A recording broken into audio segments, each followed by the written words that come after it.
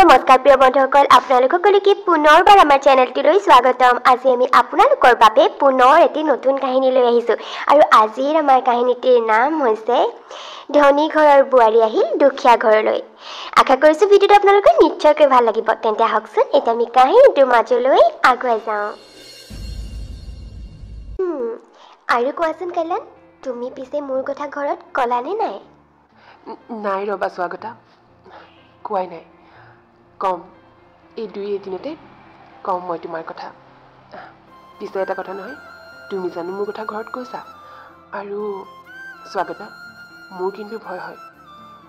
মোৰ কথা তুমি ঘৰত কোৱাৰ পিছত তোমাৰ মা পাপাই জানো মোক তোমাৰ বাবে একচেপ্ট কৰিব?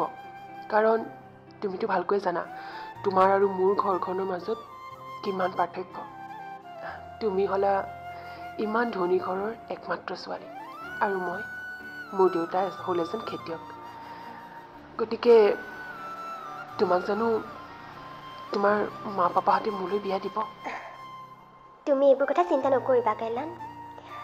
প্ৰথমতে মা পাপাক কোৱাৰ পিছত পাপাই চাগে অকণমান খং কৰিব, কিন্তু মায়ে নকৰে। মই মাৰ কথা জানো। ধনী দুখীয়া এইবোৰক লৈ মাৰ একো আপত্তি নাই। মাৰ মতে মুঠতে মানুহজন ভাল হ'ব লাগে। মানুহৰ মনহে আচল কথা। আৰু তোমাৰ মনটোকতো মই বুজি পাওঁৱেই।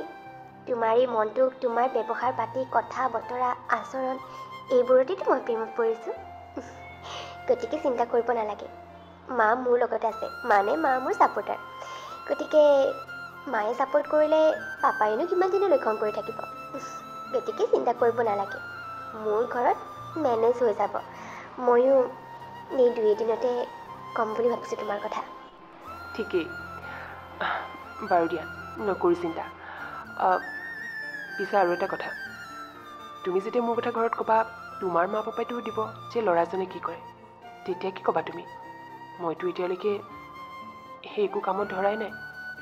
সেইটো কাৰণেতো কোৱা নাই তোমাৰ কথা, নহ'লে কেতিয়াবাতে ক'লোহেঁতেন। কল্যাণ, সোনকালে কিবা কাম এটা বিচাৰা আকৌ। এনেও আমাৰ এতিয়া পঢ়া শেষ হোৱা এবছৰেই হ'বলৈ হ'ব। গতিকে কিবা এটা কাম বিচাৰা। এটলিষ্ট ক'বতো লাগিব যে তুমি আমুকটো কৰা বুলি। সেইটো কাৰণে মই চেষ্টা কৰি আছোঁ। তুমিতো জানাই চাকৰি কৰিবলৈ মোৰ একেবাৰে ইচ্ছা নাই, আৰু চাকৰি এটা বিচাৰি পোৱাটো ইমান সহজ কথা নহয়। তথাপিও চাকৰি বিচাৰি পেলাই মই চেষ্টা নকৰা নহয়। তুমিতো মোৰ সকলোবোৰ কথাই জানা। বিচাৰিছোঁ, কিন্তু হোৱাহে নাই। সেই গতিকে এবাৰ এটা কথা ভাবিছোঁ। আমাৰ গাঁৱৰ পৰা প্ৰায় এই 10-15 কিলোমিটাৰলৈকে এখনো ভাল গ্ৰ'চাৰী দোকান নাজানানে তুমি? সৰু সুৰা কিবা গেলামালৰ বস্তু এটা দৰকাৰ হ'লে আমি চহৰলৈ আহিব লাগে বা দূৰৰ দোকানলৈ যাব লাগে। গতিকে মই ভাবিছোঁ তাতে ভালকৈ গেলামালৰ দোকান এখন দিলে খুব চলিব, আৰু আমাৰ গাঁৱৰ মানুহখিনিও বহুত বেছি সুবিধা হ'ব। সেইটো কাৰণে মই যে তোমাক সেইদিনাখন কৈছিলোঁ দেউতাৰ এই মাটি অলপ আছে যিকণ আমাৰ একেবাৰে কামত নাহে। গতিকে সেই মাটিকণ বিক্ৰী কৰা হৈ গ'ল। এতিয়া সেইকেইটা পইচাৰে মই দোকানৰ কাম আৰম্ভ কৰিবলৈ ওলাইছোঁ। অহা কালিৰ পৰা চাগে দোকানৰ কাম আৰম্ভ কৰি দিম। এতিয়া সেইটো কামতে ধৰিম বুলি ভাবিছোঁ। কোৱা, বেয়া হ'ব নেকি? নাই নাই, কিয় বেয়া হ'ব? বহুত বেছি ভাল হ'ব। তোমাৰো এটা কাম হ'ব আৰু ওচৰ পাজৰৰ মানুহখিনিৰো সুবিধা হ'ব। ময়ো এতিয়া মা পাপাৰ আগত কওঁতে এটলিষ্ট ক'ব পাৰিম যে তুমি কি কৰা বুলি। ভাল লাগিল শুনি। বাৰু দিয়া, এতিয়া তেনেহ'লে ঘৰলৈ যাওঁ। বহুত দেৰি হ'ল। তুমিও সোনকালে যোৱাগৈ, নহ'লে ঘৰ গৈ পাওঁতে তোমাৰ বহুত দেৰি হ'ব। এয়া হৈছে স্বাগতা আৰু এয়া কল্যাণ। স্বাগতা আৰু কল্যাণ একেলগে পঢ়িছিল। যোৱা বছৰে দুয়োটাই ইউনিভাৰ্চিটিৰ পঢ়া শেষ কৰিলে। স্বাগতাৰ ঘৰ চহৰত। চহৰৰ খুবেই এজন ধনী ব্যক্তিৰ একমাত্ৰ ছোৱালী স্বাগতা। আনহাতে কল্যাণৰ ঘৰ হৈছে আকৌ গাঁৱত। কল্যাণ তিনি সাধাৰণ পৰিয়ালৰ ল'ৰা। কল্যাণৰ দেউতাক এজন খেতিয়ক। ইউনিভাৰ্চিটিত পঢ়ি থকাৰ সময়ত কল্যাণ চহৰতে আছিল, ভাড়াঘৰত। কিন্তু এতিয়া তাৰ পঢ়া শেষ হ'লত সি পুনৰ গাঁৱলৈ উভতি গ'ল। কিন্তু এনেকৈ মাজে সময়ে সি স্বাগতাক লগ কৰিবলৈ বুলি চহৰলৈ অহা যোৱা কৰি থাকে। তেনেকৈ দুয়োৰে প্ৰেম কাহিনী ইউনিভাৰ্চিটিত পঢ়ি থকাৰে পৰা চলি আহিছে। এইফালে স্বাগতাও ঘূৰি আহি ঘৰ পালেহি। স্বাগতা, ক'লৈ গৈছিলা? ইমান দেৰি কৰিলা যে আহোঁতে? মা, গৈছিলোঁ এইফালে। মা, কম ৰ'বা, তোমাক আজি সকলোবোৰ কথা ক'ম। এনেও বহুত দিনৰ পৰা ক'ম বুলি ভাবি আছিলোঁ। কিন্তু এতিয়া আৰু নহ'ব আজি দেখিছোঁ ক'ব লাগিব সেই বুলি কৈ স্বাগতাই কল্যাণৰ কথা মাকৰ আগত ক'ম বুলি ভাবোঁতেই দেউতাকো আহি তাৰ পালেহি অ' কি কথা মাজনী পিছে 1 মিনিট ৰ'বা তুমি আজি আমাক কোৱাৰ আগতে আমি তোমাক এটা বহুত ডাঙৰ কথা ক'ম ডাঙৰ কথা মানে গুড নিউজ এটা আৰু কোৱা শুনিবানে এতিয়া শুনিম আকৌ পাপা কিয় নুশুনিম বাৰু কোৱা আকৌ কি গুড নিউজনো গুড নিউজ মানে স্বাগতা তোমাৰ পাপাই তোমাৰ কাৰণে ল'ৰা এজন পচন্দ কৰিছে ল'ৰা একেবাৰে আমেৰিকাত থাকে অহা কাইলৈকে ল'ৰা মাক দেউতাকৰ লগত অসমলৈ আহিব সেইটোৱেই গুড নিউজ পাপাৰ খুবেই ভাল বন্ধু এজনৰ ল'ৰা পাপাইতো অলৰেডি বিয়া ঠিকেই কৰি পেলাইছে আৰু অহা কাইলৈ তেওঁলোক এতিয়া আমাৰ ঘৰলৈ আহিব কি কিন্তু পাপা মোক নুসুধাকৈ তোমালোকে মোৰ বিয়া ঠিক নহয় পাপা মা মই বিয়াত বহিব নোৱাৰোঁ এনেকৈ মা পাপা মই আচলতে আন কাৰোবাক ভাল পাওঁ কি তুমি এইবোৰ কি কৈছা মাজনী আন কাৰোবাক কোন তেওঁ কোৱা সকলোবোৰ কোৱা কোন হয় ক'ত ঘৰ কি কৰে মাক দেউতাকে কি কৰে সকলোবোৰ তাৰপিছতেই স্বাগতাই কল্যাণৰ বিষয়ে সকলোবোৰ মাক দেউতাকৰ আগত ক'লে যে কল্যাণে কি কৰে কল্যাণৰ মাক দেউতাকে কি কৰে ক'ত ঘৰ সকলোবোৰ আৰু যেতিয়াই দেউতাকে গম পালে যে কল্যাণ খুবেই দুখীয়া পৰিয়ালৰ ল'ৰা দেউতাক এজন খেতিয়ক গাঁৱত থাকে এই সকলোবোৰ গম পোৱাৰ পিছত দেউতাকে একেবাৰেই কল্যাণক ৰিজেক্ট কৰি পেলালে আৰু স্বাগতাক এক প্ৰকাৰৰ কৈ পেলালে যে স্বাগতা দেউতাকে যাক পচন্দ কৰিছে তেখেতৰ লগতে বিয়াত বহিব লাগিব কল্যাণৰ লগত নহয় কল্যাণক আজিৰ পৰা লগ কৰা ফোনত কথা পতা সকলোবোৰ দেউতাকে বন্ধ কৰিবলৈ ক'লে তাৰপিছতো স্বাগতাই বহুত বুজাবলৈ চেষ্টা কৰিছিল কিন্তু দেউতাকে নুবুজিলে আৰু উপায়হীন হৈ স্বাগতা খঙত ৰুমলৈ গুচি আহিল আৰু তাই ভালকৈ বুজি উঠিল যে এতিয়া আৰু দেউতাকক বুজোৱা সম্ভৱ নহয় দেউতাকে কোনো কাৰণতে এতিয়া তাইৰ কথা নুবুজিব সেয়েহে তাই এটা সিদ্ধান্ত লৈ পেলালে মনতে আৰু সেইটো হ'ল যে অহা কাইলৈকে তাই কল্যাণৰ লগত পলাই যোৱাৰ কথা ঠিক কৰি পেলালে আৰু সেই বুলি তাই ঠিক কৰোঁতেই মাক তাই ৰুমলৈ আহিল মা চোৱাচোন পাপাই বুজিবলৈকে চেষ্টা কৰা নাই মা বাট মই কল্যাণৰ অবিহনে থাকিব নোৱাৰোঁ মই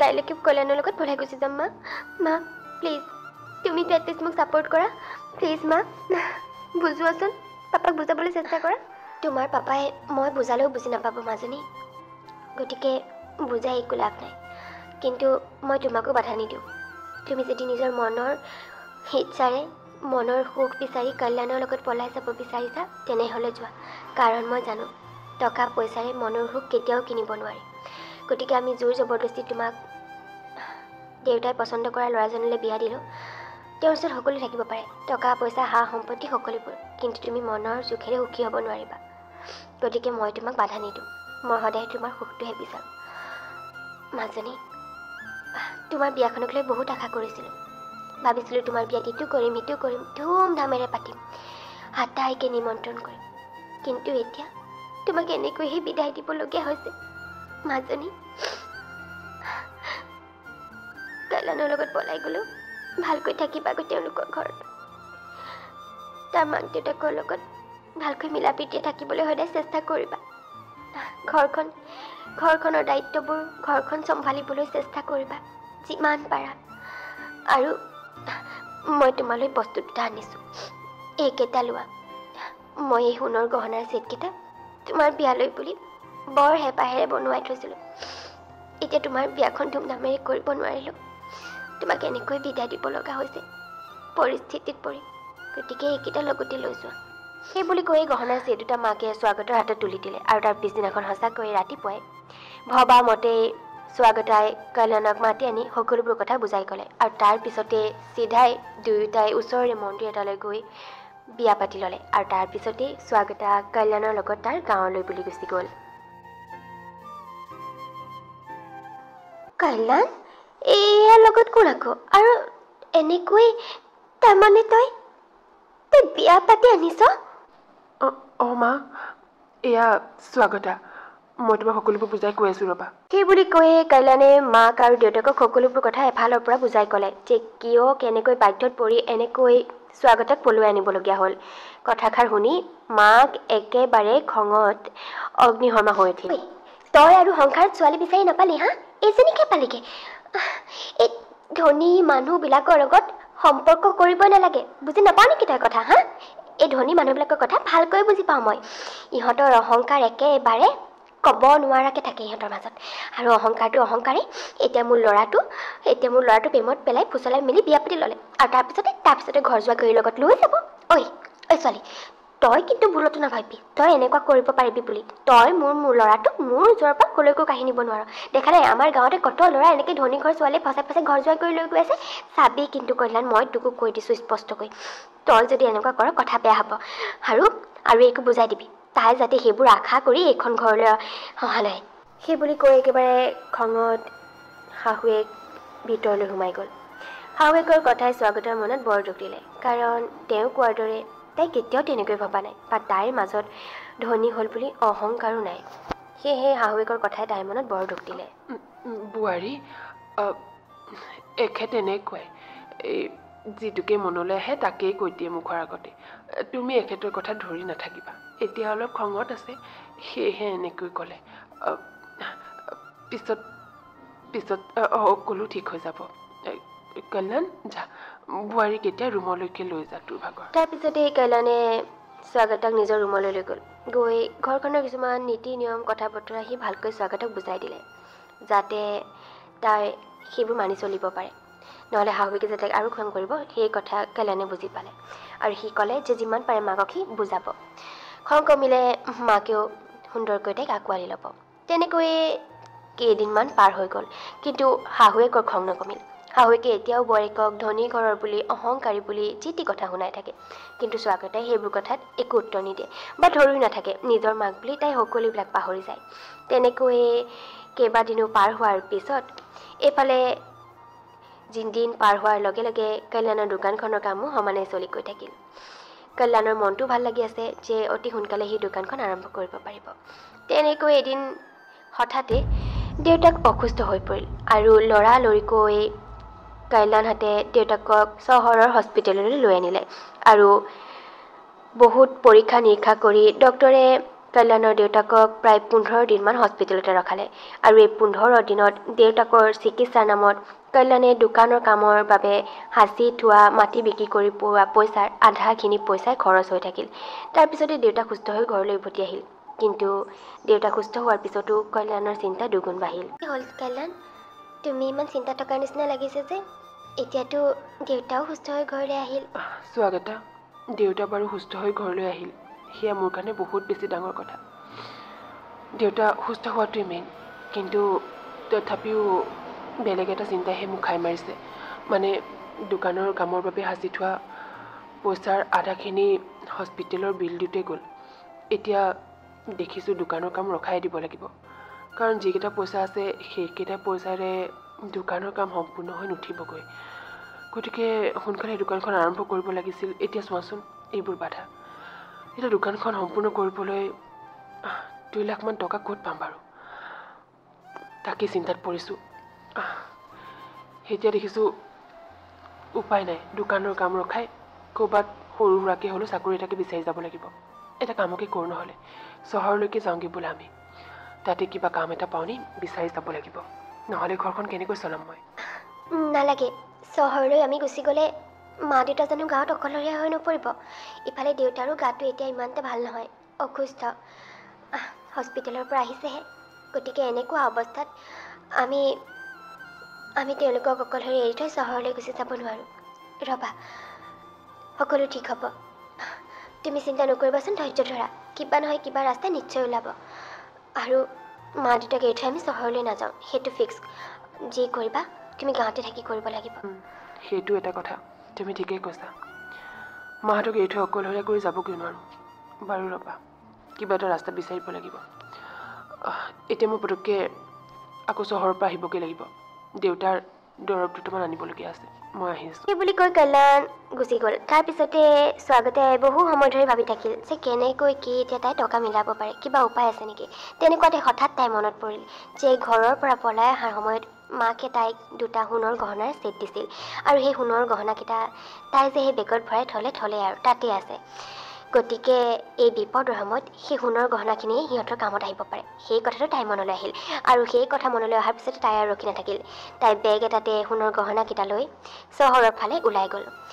এইফালে কল্যাণ ঘৰলৈ উভতি আহি স্বাগতক বিচাৰি নাপায়। যেতিয়া ফোন কৰিলে তেতিয়া স্বাগতে ক'লে যে এঘণ্টা অপেক্ষা কৰিবলৈ। এঘণ্টাৰ পিছত তাই ঘৰ গৈ পাই আছে আৰু ঠিক এঘণ্টামানৰ পিছতে স্বাগতে আহি ঘৰ পালেহি আৰু ঘৰলৈ আহিয়েই প্ৰায় 2 লাখমান টকা কল্যাণৰ হাতত তাই তুলি দিলে। কল্যাণ আচৰিত হ'ল, ইমানবোৰ টকা তাই ক'ত পালে, কেনেবাকৈ মাকৰ ঘৰৰ পৰা আনিছেগৈ নেকি বুলি। কিন্তু পিছত তাই সকলোবোৰ কথা বুজাই ক'লে যে সোণৰ গহনাকেইটা বিক্ৰী কৰিহে তাই টকাকেইটা তাক যোগাৰ কৰি দিছে। কল্যাণৰ মনটো সেমেকি উঠিল যে স্বাগতে নিজৰ সোণৰ গহনা বিক্ৰী কৰি তাৰ বাবে টকাৰ যোগাৰ কৰিছে, ইফালে তাকো মাকৰ ঘৰৰ পৰা অনা সোণৰ গহনা। কিন্তু স্বাগতাই ক'লে যে বিপদৰ সময়ত সেয়া কামত নাহিলে কেতিয়া আহিব, এতিয়া দৰকাৰ হৈছে কাৰণে তাই সোণৰ গহনাকেইটা বিক্ৰী কৰি এইখিনি কৰিছে। যেতিয়া দোকানখন সম্পূৰ্ণ হৈ উঠিব, দোকানৰ পৰা তাইৰ লাভ হ'ব, তেতিয়া সেই সোণৰ গহনাকেইটা সি নিজ হাতে তাইক বনাই দিব। তাতকৈ বেছি আৰু তাই একো নিবিচাৰে। তাৰপিছতে কল্যাণৰ দোকানৰ কাম পুনৰ আৰম্ভ কৰা হ'ল আৰু প্ৰায় এমাহমানৰ ভিতৰতে সকলো কাম সম্পূৰ্ণ হৈ উঠিল। আৰু এমাহমানৰ পিছতে কল্যাণৰ সপোনৰ দোকানখন উদ্বোধনীৰ সময় আহি পৰিল।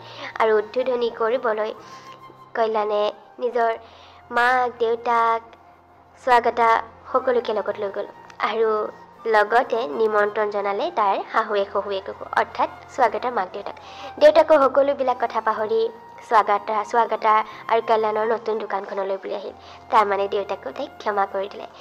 আৰু এইফালে কল্যাণৰ শাহুৱেকেও বুজি পালে যে স্বাগতাক ইমান অহংকাৰী বুলি ভাবিছিল, ধনী ঘৰৰ হ'ল বুলি তাইৰ পিতেকক লৈ যাব বুলি ভাবিছিল, কিন্তু তেনে নকৰি তাই আজি কিমান ডাঙৰ ত্যাগ কৰি তাৰ দোকানখন সম্পূৰ্ণ কৰাত তাই সহায় কৰিলে।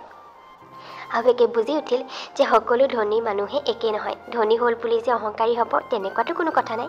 গতিকে তেওঁ নিজৰ ভুল বুজি পাই ক্ষমা বিচাৰিলে বোৱাৰীকক আৰু খুবেই হাঁহি ফূৰ্তিৰে গোটেই পৰিয়ালটোৱে মিলি তাৰ নতুন আৰু সপোনৰ দোকানখনৰ উদ্বোধন কৰিলে। তেনেহ'লে আমাৰ কাহিনীটো বাৰু আপোনালোকক কেনেকুৱা লাগিল? যদি ভাল পালে তেন্তে প্লিজ এটা লাইক কৰি দিব আৰু এটা কমেণ্ট কৰি দিব। আৰু যদিহে আপোনালোক আজি প্ৰথম আমাৰ চেনেলটো লৈ আহিছে আৰু ভিডিঅ'সমূহ চাই ভাল পাইছে তেন্তে চেনেলটো ছাবস্ক্ৰাইব কৰি যাব। তেন্তে লগ পাম পুনৰ এটা এনেকুৱা ধৰণৰ নতুন আৰু ধুনীয়া কাহিনীৰ সৈতে। তেতিয়ালৈকে বাই বাই।